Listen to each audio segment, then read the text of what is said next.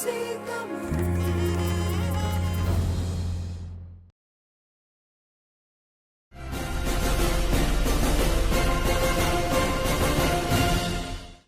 அனைவருக்கும் வணக்கம். இது ஐபிசி தமிழின் அகம்புறம் நிகழ்ச்சி. தமிழகம் இப்பொழுது ஒரு பரபரப்பான சூழலில் இருக்கிறது. தமிழக முன்னாள் முதலமைச்சர் ஜெயலலிதா அவர்களுடைய மரணம் ஏற்படுத்தியிருக்கக்கூடிய அதிர்ச்சியும் வெற்றிடமும் இன்னும் அகலாத சூழலில் அந்த கட்சியினுடைய முக்கிய தலைவரும் அந்த கட்சியை ஆரம்பித்த போது ஆரம்பகால உறுப்பினராக இருந்தவரும் நீண்ட காலம் அந்த கட்சியிலே எம்ஜிஆருடைய அமைச்சரவையில் பல்வேறு துறைகளில் அமைச்சராக இருந்தவரும் தமிழகத்தின் மூத்த அரசியல்வாதியுமான திரு சி பொன்னையன் அவர்களோடு இன்று நாங்கள் உரையாட இருக்கிறோம்.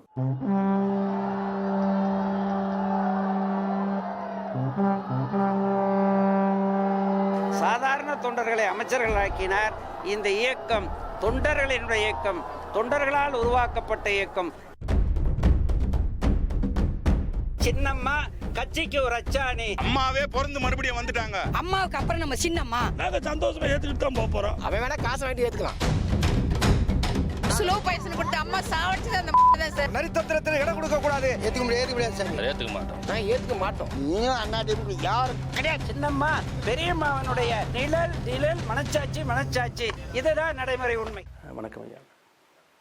உலகம் முழுவதும் இருக்கக்கூடிய தமிழர்களுக்கு அவர்கள் திரும்பி வந்து விடுவார், அவர்கள் ஆரோக்கியத்தோடு திரும்பி மீண்டும் முதலமைச்சராக தனது பணிகளை ஆரம்பிப்பார் என்கிற ஒரு எதிர்பார்ப்பை ஏற்படுத்தி இருந்த சூழலில் ஒரு அதிர்ச்சியாக இந்த மரணம் நிகழ்ந்திருக்கிறது. இதை நீங்கள் எவ்வாறு பார்க்கிறீர்கள்? மாண்புமிகு அம்மா அவர்களுடைய அகால மரணம் சொல்லனா துயரத்தை தமிழகத்து மக்களின் அனைத்து இதயங்களிலும் அகில இந்திய அளவிலும் உலகம் வாழ் தமிழர்களின் உள்ளங்களிலும் ஏற்படுத்தி இருப்பது உண்மை தாங்க முடியாத ஒன்றுதான். ஒரு நாளைக்கு 18 மணி நேரம் இரவு பகல் என்று பாராமல் தமிழர் நலனுக்காக தொலைநோக்கு சிந்தனையோடு பல்வேறு அரிய திட்டங்களை நடைமுறைப்படுத்தி அளப்பரிய செல்வாக்கோடு மெலிர்ந்த அம்மா அவர்கள் எதிர்பாராத விதமாக சில உடல் உபாதைகளுக்கு ஆளானார்கள். கிட்டத்தட்ட 18 தினங்கள் தொடர்ந்து மிக அதிகமான காய்ச்சலிலே அவர் அவதிப்பட்டு கொண்டிருந்தார்கள். அந்த உயர்நிலை காய்ச்சல் என்ற போதும் கூட தாங்க முடியாத லங் இன்ஃபெக்ஷன் என்ற அளவுக்கு போகக்கூடிய சளித்தொல்லை இருந்த போதிலும் அவர்கள் அரசு பணிகளையும் கட்சி பணிகளையும் சிரமத்தோடு மேற்கொண்டு விடாமுயற்சியாக செய்து வந்தார்கள். அது அவர்களுடைய அணுகுமுறை, மனப்போக்கு. திடீரென்று மூச்சுத்திணறல் ஒரு நாள் திடீரென்று ஏற்பட்டது. மூச்சுத்திணறல் ஏற்பட்டவுடன் ஒரு மின்னல் வேகத்திலே அந்த நடவடிக்கை எடுக்கவில்லை என்றால் அது உயிருக்கு ஆபத்தாக போய்விடும் என்ற காரணத்தால் உடனடியாக அம்மா அப்போலோ மருத்துவமனைக்கு கொண்டு வரப்பட்டார்கள். அதாவது கடந்த தேர்தல் பிரச்சார கால பகுதியிலே அம்மாவுக்கு உடலிலே சிக்கல்கள் இருந்தது. அது எல்லோருக்குமே தெரியுமே. அம்மாவுக்கு மூட்டு வலி இருந்தது, இடுப்பு வலி இருந்தது. அதற்கும் சிகிச்சை பெற்று வந்தார்கள். அவ்வளவு இருந்த போதிலும் அவர்கள் கடமை உணர்வு தமிழகத்தை காக்க வேண்டும், தமிழக மக்களின் வாழ்க்கையில் மேம்பாட்டை உருவாக்க வேண்டும் என்பதே ஒரு தலையாய குறிக்கோளாக இருந்த காரணத்தால் அவர்கள் தனக்கென வாழவில்லை. தமிழகத்து மக்களை, தமிழர்களை, உலகத் தமிழர்களை தன்வயிற்று பிள்ளைகளாக கருதி எப்படி எம்ஜிஆர் வாழ்ந்தவரோ அப்படித்தான் அம்மா அவர்களும் உலகத் தமிழர்களை தன்வயிற்று பிள்ளைகளாக கருதி அவர்கள் வாழ்ந்து கொண்டிருந்தார்கள். கடமை என்ற முறையிலே அவர்கள் கடமையாற்றி கொண்டிருந்தார்கள். உடல்நலனை சற்று பின்னே வைத்து விட்டார்கள். ஆனால் அம்மாவுக்கு திடீரென்று அந்த குறிப்பிட்ட நாளில் மாரடைப்பு அல்ல, கார்டியாக் அரெஸ்ட், இருதயம் திடீரென நின்று விடும் என்று யாருமே எதிர்பார்க்கவில்லை. கார்டியாக் அரெஸ்ட் ஏற்பட்டது டிசம்பர் 4ஆம் தேதி. இறந்த தினம் டிசம்பர் 5ஆம் தேதி. இல்லை, கார்டியாக் அரெஸ்ட் ஏற்பட்டது 5ஆம் தேதி மாலை ஒரு 6 மணி 6:45 மணிக்கு, 6 to 6:45 மணிக்கு. அது ரிவைவ் ஆனது எய்ம்ஸ் ஹாஸ்பிட்டல் மருத்துவர்களும் வந்த பிறகு. அதுவரைக்கும் செயற்கை இருதயத்தை வைத்து இயக்கிக் கொண்டிருந்தார்கள். மீண்டும் அது இயங்க துவங்கியது 11:15 மணிக்கு பிறகு இயங்காமல் நின்று விட்டது. இந்த தொய்வு ஏற்பட்டது. இதுதான் காரணம். எம்ஜிஆர் அவர்கள் வைத்தியசாலையிலே அனுமதிக்கப்பட்டிருந்த போதும் அவரை கவனிக்கின்ற முக்கியமான பொறுப்பை வகித்தவர்களுள் நானும் ஹாண்டேவும் டாக்டர் ஹாண்டேவே முக்கிய பங்கினை வகித்தோம். அந்த அந்த புகைப்படங்கள்லாம் வெளியாகி இருந்தது. எஸ். இப்போ அந்த மாதிரி சூழலில் இந்த அளவுக்கான தொழில்நுட்ப வளங்கள் இல்லாத ஒரு சூழல், அவர் அமெரிக்காவிலே சிகிச்சை பெற்றிருந்தார். இந்த நிலைமையில் கூட அவருடைய அறிக்கைகள் வெளியானது, அவருடைய புகைப்படம் வெளியானது. அப்போ அந்த தேர்தலிலே அந்த புகைப்படம் பயன்படுத்தப்பட்டது. இப்போது கூட அம்மா வைத்தியசாலையில் இருக்கும்போது இடைத்தேர்தல் வந்தது. ஆனால் ஒரு அறிக்கையோடு அது அம்மா வெளியிட்டதாக சொல்லப்பட்ட ஒரு அறிக்கை மட்டும். ஆனால் அவருக்கு ஏற்பட்ட உடல் உபாதைகள் வேறு, புரட்சித் தலைவருக்கு. அம்மாவுக்கு ஏற்பட்ட உடல் உபாதைகள் வேறு. அவர் ஒரு ஆண், அம்மா அவர்கள் ஒரு பெண். இது ஒரு முக்கியமான ஒன்று. மருத்துவமனையில் உலகத்தரம் வாய்ந்த, உலகத்திலே தலை சிறந்த ரிச்சர்டு லண்டன் ஹாஸ்பிட்டலை பொறுத்த வரைக்கும் அவர் உள்ளே கேமரா எடுப்பதற்கு கூட அலோவ் பண்ணவில்லை. எய்ம்ஸ் ஹாஸ்பிட்டல் முழுக்க மருத்துவ குழுவினுடைய உலகத்தரம் வாய்ந்த, உலக அளவில் உள்ள மருத்துவ நிபுணர்கள் இது போன்ற விளம்பரத்திற்காக ஒரு உடலை, ஒரு நோயாளியை பயன்படுத்தக்கூடாது என்ற விதியிலே மிகவும் கண்டிப்பாக இருந்து விட்டார். ஆனால் ஒரு சாதாரண நோயாளி அல்ல. ஒரு நம்ம சொல்லுகிற 10 கோடி நாங்கள் சொன்னோம், உலகத் தமிழர்களுடைய பாதுகாவலர், ஈழத்தமிழர்களுக்காக எனக்கு ஒரு டெல்லியிலே ஆளுகிற வாய்ப்பு கிடைத்தால் தனியிலுமே அமைத்து தருவேன் என்று கூறி உலகத் தமிழர்களின் உள்ளங்கவர்ந்த ஒரு முதல்வர் என்பதனையெல்லாம் கூட எடுத்து சொன்னோம். ஆனால் அரசியல் வேறு, அதெல்லாம் வேறு, ஒரு நோயாளியை அணுகுகிற முறை வேறு, மருத்துவமனையினுடைய மருத்துவர்களுடைய மருத்துவ சிகிச்சையினுடைய விதிமுறைகளை மீறி செயல்பட வேண்டாம். ஸ்லைட்டஸ்ட் ஸ்ட்ரெயின், ஸ்லைட்டஸ்ட் டென்ஷன் கூட அந்த முதலமைச்சருக்கு நீங்கள் தரக்கூடாது. அவர்களை பயன்படுத்தி மற்ற பலனுக்காக அவர் உடல்நலனத்துக்கு சிறிது சோர்வு தொய்வை கூட உருவாக்கக்கூடாது என்று அந்த உலகம் தர வாய்ந்த மருத்துவ நிபுணர்களினுடைய கண்டிப்பான நடைமுறை இருந்த காரணத்தால் அத்தகைய பிரச்சாரங்களில் நாங்கள் ஈடுபடவில்லை. இப்போ அண்மையில் நீங்கள் கேள்விப்பட்டிருப்பீங்க, இப்போ நடிகை கௌதமி அவர்கள் பிரதம மந்திரிக்கு கடிதம் எழுதியிருக்கிறார். இது பற்றிய விளக்கம் முதலமைச்சருக்கு என்ன மருத்துவ சிகிச்சை வழங்கப்பட்டது என்பது குறித்து எதிர்க்கட்சித் தலைவர் ஸ்டாலின் அவர்கள் வெள்ளை அறிக்கை வெளியிட வேண்டும் என்று சொல்லியிருக்கிறார். மருத்துவர் ராமதாஸ் அவர்கள் அதே மாதிரியான கோரிக்கையை முன்வைத்திருக்கிறார்.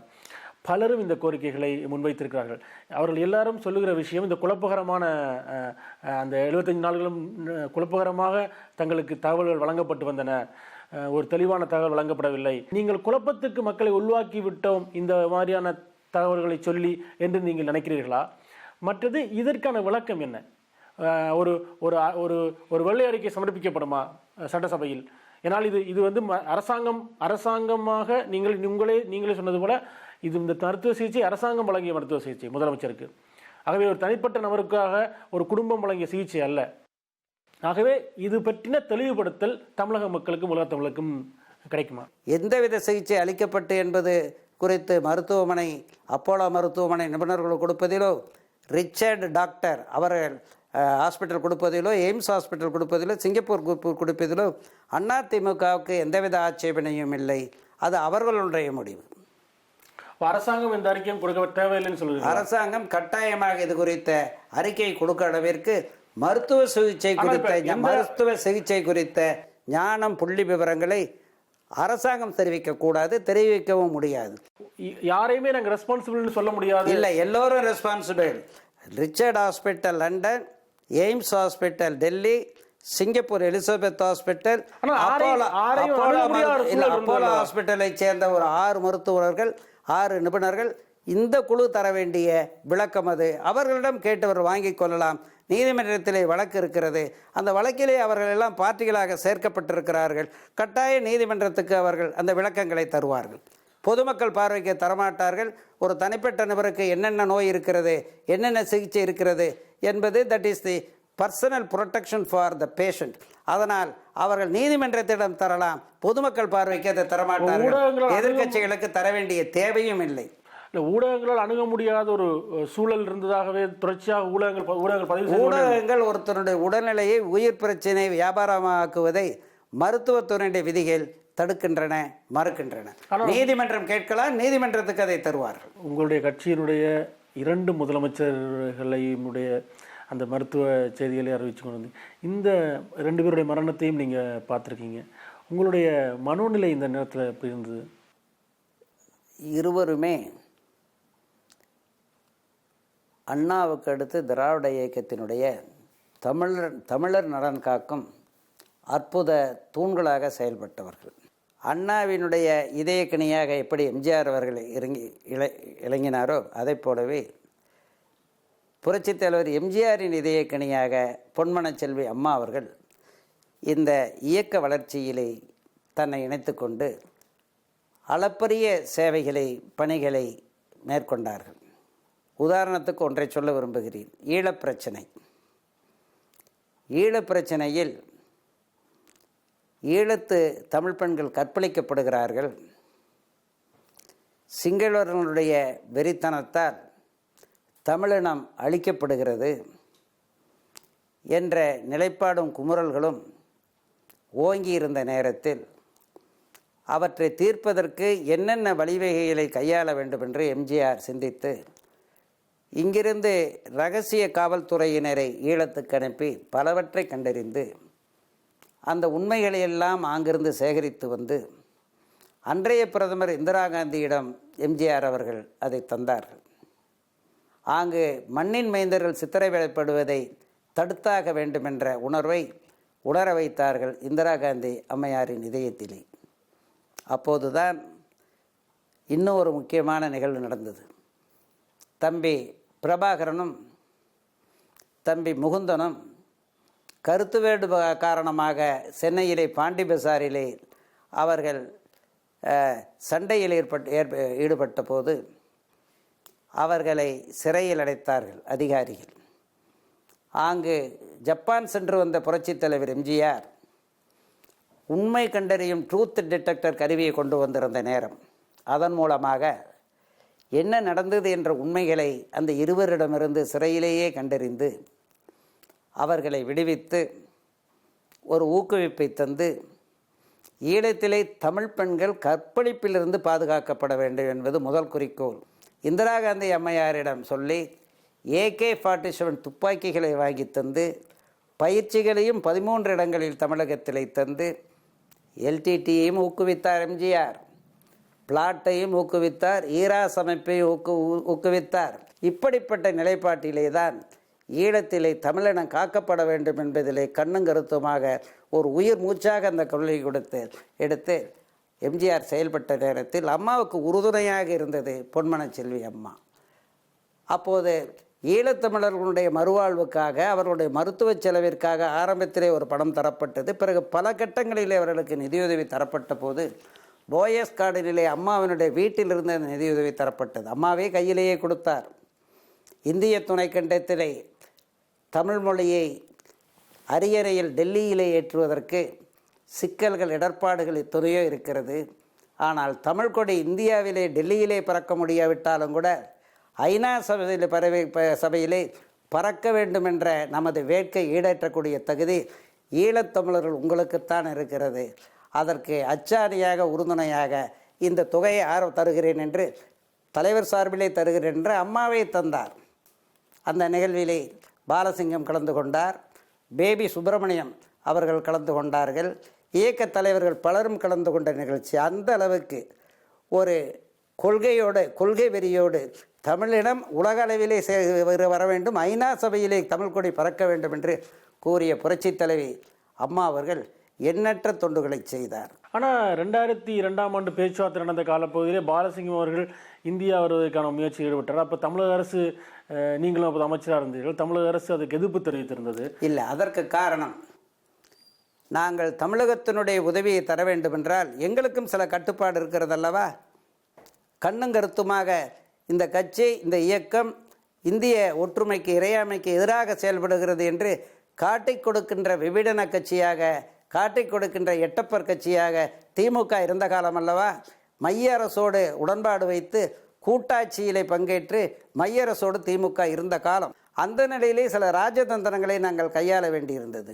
ராஜதந்திரங்களை பாலசிங்கம் போன்றவர்களும் அங்கே இருக்கிற போராளிகள் எல்லாம் கடைப்பிடிக்க வேண்டும் என்ற எங்களது வேண்டுகோள் உணரப்படாத நிலையிலே அங்கே இருந்த காலம். இல்லை, 2002ஆம் ஆண்டு இலங்கை அரசாங்கத்துக்கும் விடுதலை புலிகளுக்கும் பேச்சுவார்த்தை நடைபெற்றது. தாய்லாந்திலே பேச்சுவார்த்தை நடைபெற்றது. அப்போது பாலசிங்கம் அவர்கள் தமிழக அரசிடம் உதவி கோரினார். தாங்கள் இந்தியாவிலே வந்து அந்த பேச்சுவார்த்தையை இந்தியாவில் நடத்த வேண்டும் என்று கோரினார். இந்தியாவில் வந்து செல்வதற்கான அனுமதியை கோரியிருந்தார். இவை எல்லாவற்றுக்கும் தமிழக அரசு அப்போது எதிர்ப்பு தெரிவித்தது. காரணம் மைய அரசு எங்களுக்கு கொடுத்த தொல்லை என்பதனை அவர்களுக்கு நாங்கள் தெளிவுபடுத்தி இருக்கிறோம். பேரறிவாளன், சாந்தன், முருகன், நளினி உட்பட 7 விடுதலை குறித்தாக இருக்கட்டும், பல்வேறு விஷயங்களிலே இந்திய அளவிலே மத்திய அரசை, மாநில அரசின் உரிமைகளுக்காக போராடக்கூடிய முதல்வர்கள் வரிசையிலே முன்னின்ற ஒருவராக அவர் இருந்தார். இன்று ஒரு பெரிய வெற்றிடம் ஏற்பட்டிருக்கிறது. வெற்றிடமில்லை. மத்திய அரசினுடைய ஆளுகைக்குள் மாநில அரசு போய்விடக்கூடிய ஒரு நிலைமை இல்லவே. ஏன்னா தொடர்ச்சியாக நம்ம இந்த 75 நாள் காலகட்டத்திலே பார்த்தோமாக இருந்தால் மத்திய அரசின் மூலமாக சில நகர்வுகள் நடந்தது போன்ற ஒரு தோற்றப்பாடு. அது எதிரிகள் பரப்புகிற வாட்ஸ்அப், ஃபேஸ்புக் மூலமாக பரப்புகிற ஆதாரமற்ற பொய் செய்திகள். பேரறிவாளனுடைய விடுதலையாக இருந்தாலும் சரி, நளினி மற்றவர்களுடைய விடுதலையாக இருந்தாலும் சரி, நாங்கள் விடுதலை செய்து அவர்களை விடுவித்தோம். ஆனாலும் கூட உச்சநீதிமன்றம் தலையிட்டது. உச்சநீதிமன்றம் தலையிடக்கூடிய நிலையை மையத்தை ஆளுகிற அரசு காங்கிரஸாக இருந்தாலும் சரி, பிஜேபியாக இருந்தாலும் சரி, இந்தியாவிலே வாழுகிற தமிழருக்கும் அவர்கள் எதிராக செயல்படுகிறார்கள். உலக அளவிலே உள்ள தமிழர்களுக்கும் எதிராக செயல்படுகிறார்கள். பிற மொழி, குறிப்பாக வடநாட்டு பிற மொழியைச் சேர்ந்தவர்கள் உலகில் எங்கு ஆபத்துக்குள்ளானாலும் ஓடி சென்று உதவுகிற மைய அரசு, காங்கிரஸ், பிஜேபி அரசுகள் தமிழர்கள் தமிழ்நாட்டிலேயே அவர்கள் வஞ்சிக்கப்படுகிற போது கூட கண்டுகொள்ளாமல் இருக்கிறார்கள். காவேரி பிரச்சனை உங்களுக்கு தெரியும். கர்நாடகம் செய்கிறதெல்லாம் தவறு என்று உச்சநீதிமன்றம் எடுத்து சொன்ன போதிலும் கூட உச்சநீதிமன்றம் தண்ணீரை விடுங்கள் என்று கர்நாடகத்துக்கு ஆணையிட்ட போதிலும் கூட மைய அரசு, செயல்படுத்த வேண்டிய மைய அரசு துணிந்து உச்சநீதிமன்றத்து ஆணையை காலில் போட்டு மிதிக்கக்கூடிய அளவிற்கு, சட்டத்தை, நீதியை மீறுகிற அளவிற்கு தமிழகத்தை வஞ்சிக்கின்ற அரசாக இருக்கிறது. ஆகவே இப்போ சொல்லப்படுகிற மத்திய அரசோடு ஒரு மென்போக்கான இல்லவே இல்லை. அந்த ஒரு சிறிதும் இல்லை.